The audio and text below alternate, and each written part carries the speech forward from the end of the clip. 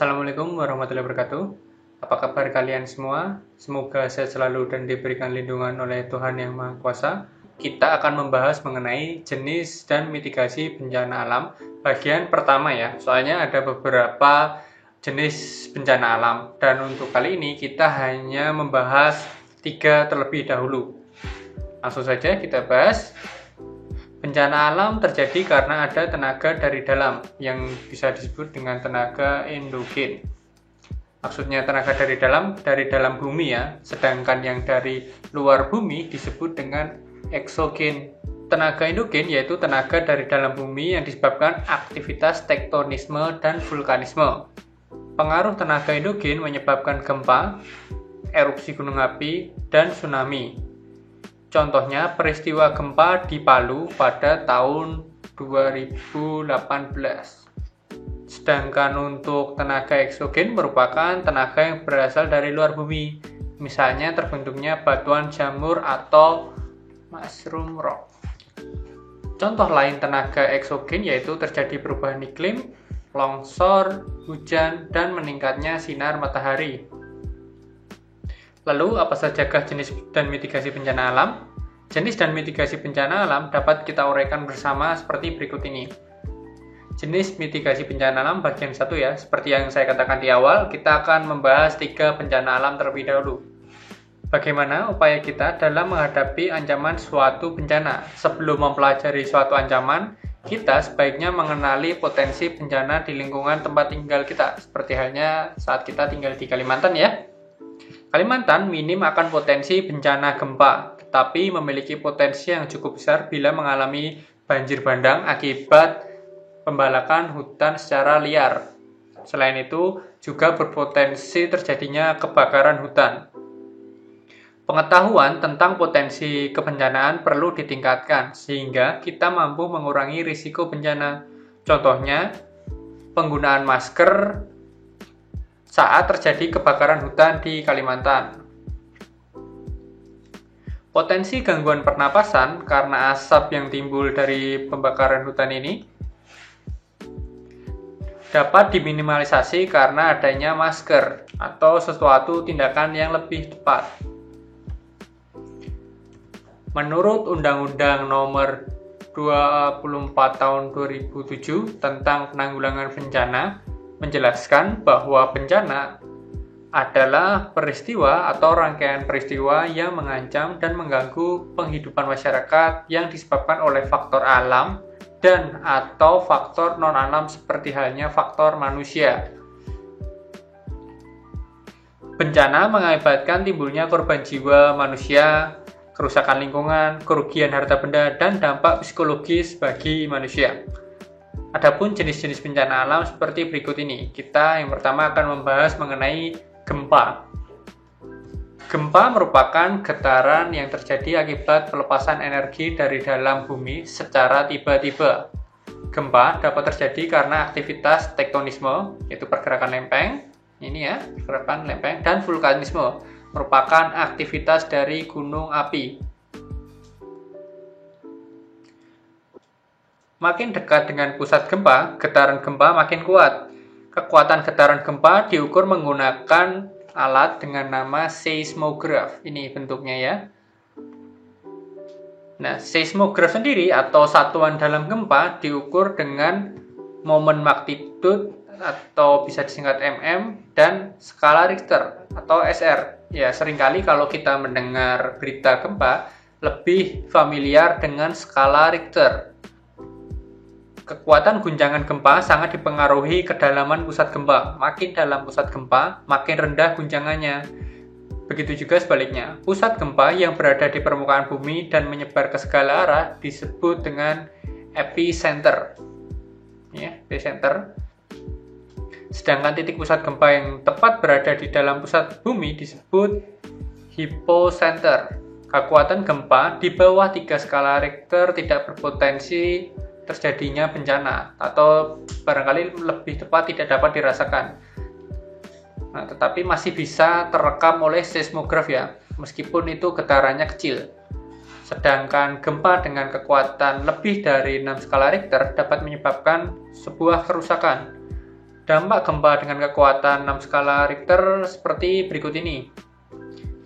Pertama, dapat meruntuhkan bangunan seperti pada gambar ini ya, seperti halnya rumah, sekolah, kantor, dan rumah sakit. Serta dapat menimbulkan rusaknya sarana dan prasarana fisik seperti jalan, jembatan pada gambar ini, pelabuhan, bandara, jaringan listrik, dan telekomunikasi. Jadi saat terjadi gempa terkadang sering mati listrik atau jaringan komunikasi ponsel juga terganggu. Lalu dapat menyebabkan retaknya lapisan tanah atau terjadi ambesan tanah. Ini ya, pada gambar terjadi retakan tanah. Tanahnya retak dan membelah. Berikutnya menyebabkan kerusakan tanggul. Selain itu, gempa juga dapat menyebabkan suatu longsor. Ini ya, terlihat ya, jalanannya longsor. Dan terakhir dapat menimbulkan potensi tsunami apabila sumber gempa berada di dasar laut. Jadi nanti akan memunculkan suatu gelombang yang tinggi ya.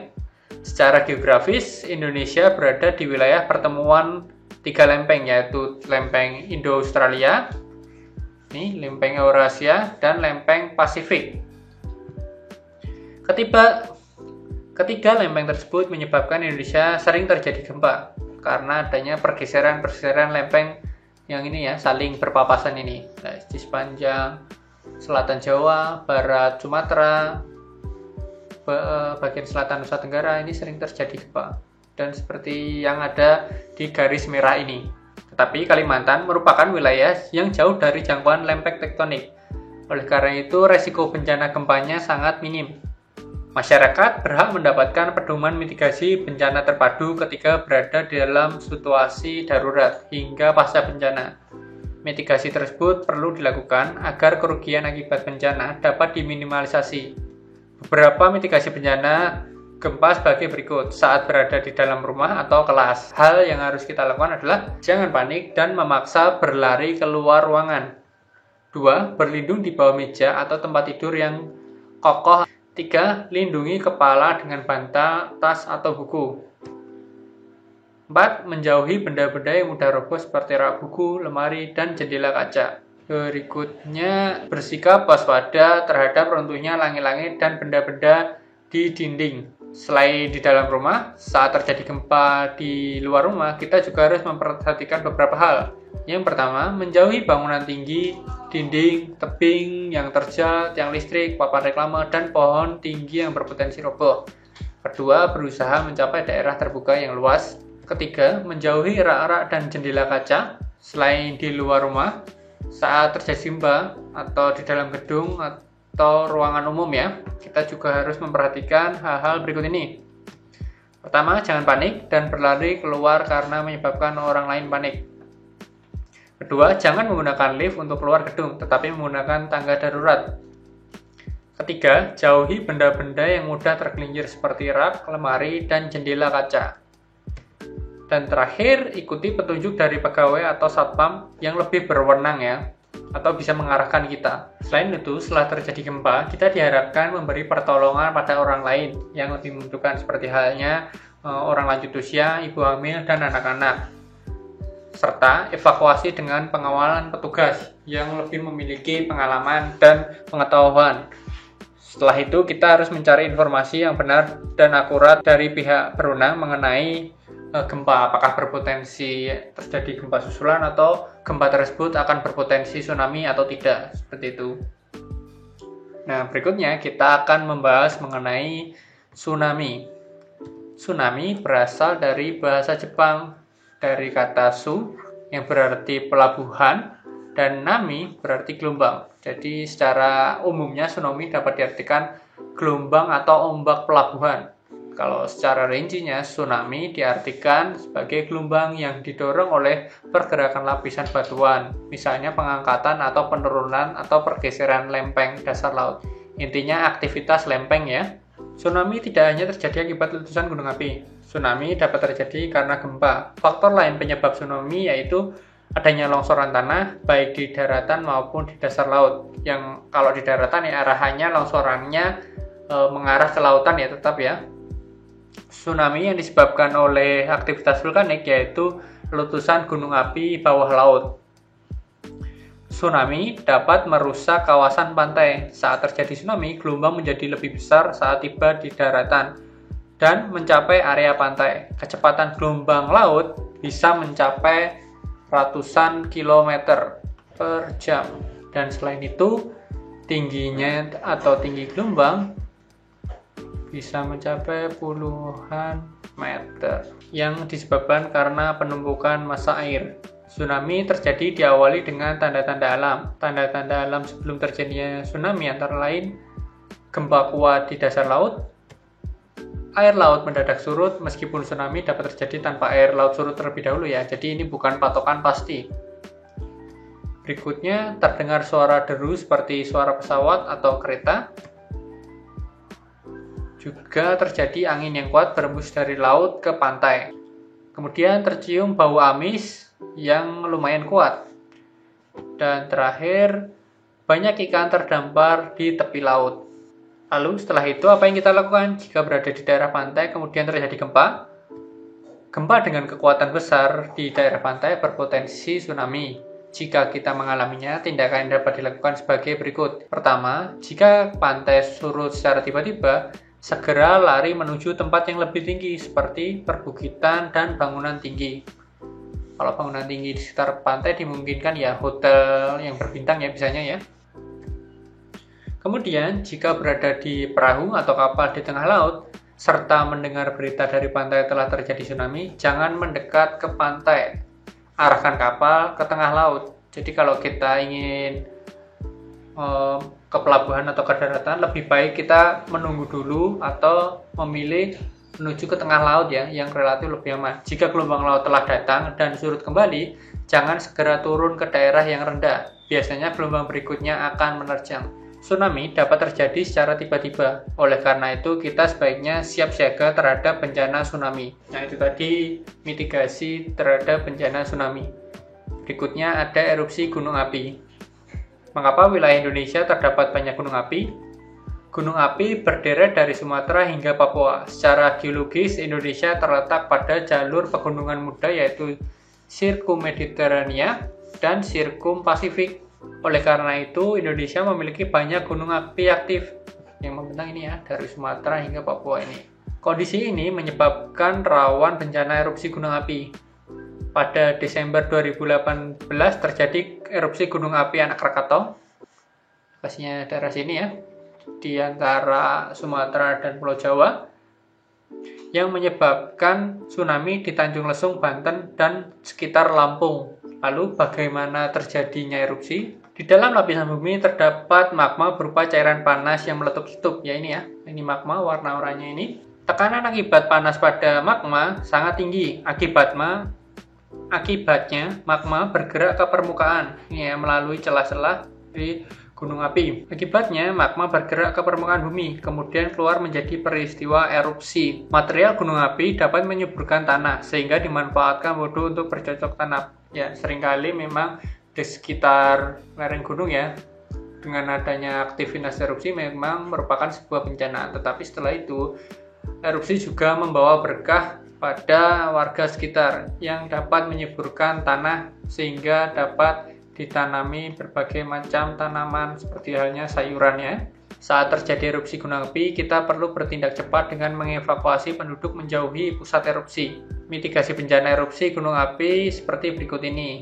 Saat sebelum erupsi ya. Jadi ada beberapa tindakan yang harus kita lakukan, seperti halnya mengetahui sistem pengamanan di daerah sekitar dan bahkan alur penanganan keadaan darurat. Jadi kan ada lokasi-lokasi evakuasi tertentu. Kedua, mewaspadai bahaya erupsi gunung api seperti gempa vulkanik, luncuran lava, awan panas, dan hujan abu. Ketiga, merencanakan evakuasi dengan mengetahui rute yang aman. 4. Membentuk kelompok atau komunitas bahaya bencana gunung api. Kelima, mengetahui nama, alamat, dan nomor telepon anggota keluarga yang dapat dihubungi, sehingga nanti bisa membantu kita ya. Keenam, menyiapkan perlengkapan darurat seperti makanan, senter, obat, dan masker debu. Ketujuh, menghubungi pihak berwenang dalam penanggulangan bencana. Kedelapan, meninggalkan rumah di zona yang berbahaya dari erupsi gunung api. Terakhir, mematuhi perintah dari pihak berwenang. Bencana sekunder pasca erupsi seperti aliran lahar dapat mengancam penduduk di lereng gunung, di sekitar lereng ini ya. Penduduk yang bermukim di wilayah rawan bencana gunung api sekitar 5,05 juta jiwa di Indonesia. Ya karena memang Indonesia memiliki banyak gunung api ya. Oleh karena itu, manajemen bencana vulkanis perlu dilakukan dengan baik.